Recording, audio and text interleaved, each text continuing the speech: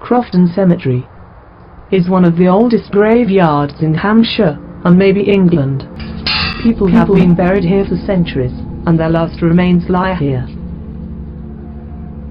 To some people, graveyards are very scary, and often they are fearful of going to cemeteries, particularly late at night.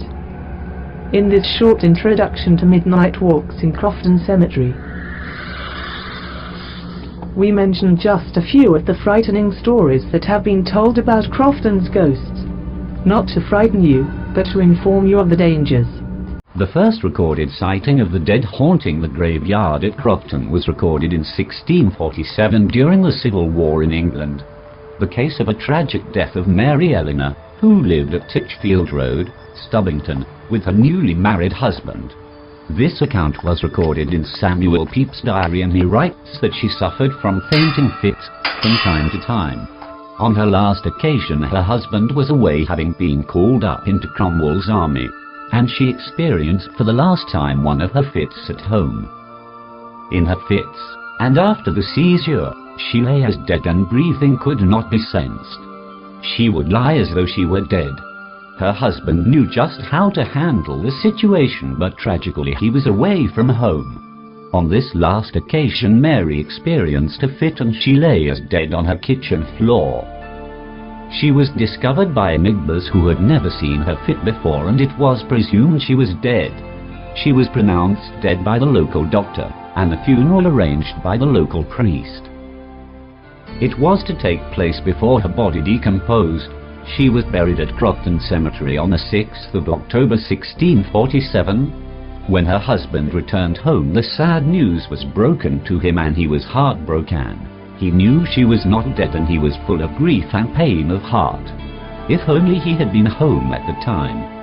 Determined to discover the truth, he sought to dig up her grave, but was prevented from desecrating consecrated ground. He died of a broken heart, and the truth was never known about Mary. Within 3 weeks of the sad death of Mary's husband, the ghost sightings began to happen. A ghost of a man was seen to dig the grave of Mary, but it disappeared from sight when humans approached the spot. This sighting was noised abroad, and 3 independent persons saw this sight over a period of 2 years after the sad tragic death of Mary's husband. Burials at the cemetery was temporarily stopped due to the fact that it was rumored that Mary had been buried alive, and this troubled the local people, and they would no longer allow their loved ones to be buried there. And the local priest ordered an investigation into the ghost sightings. They exhumed the body of Mary. When the coffin was lifted and the body exhumed, it was discovered that on the inside of the coffin lid were deep scratch marks that had been made by Mary when she came out of her coma. But it was too late. She had been buried alive and was tragically dead. To put the dead to rest, Mary was reburied next to her husband at Crofton Cemetery.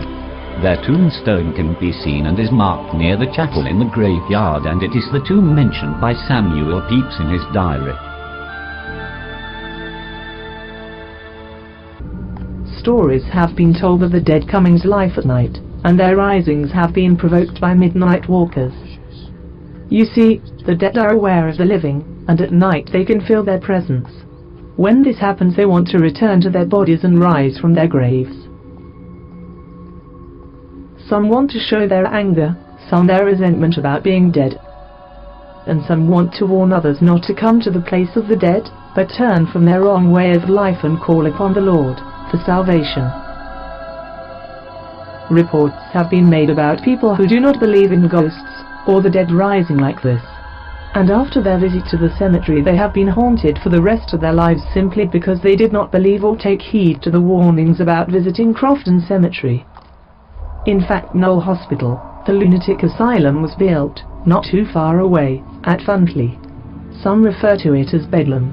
This was necessary to take care of those poor sad souls who were late-night walkers at Crofton Cemetery in unbelief, and who mocked those who took care and believed the reports of the ghosts in Crofton. An investigation into this phenomenon is about to take place in the very near future, and a midnight walk is being arranged. Unfortunately, sightings of the dead walking in Crofton Cemetery had continued to this day, and records show that many patients at Knoll Hospital acknowledge their insanity began after their nocturnal visit to Crofton graveyard.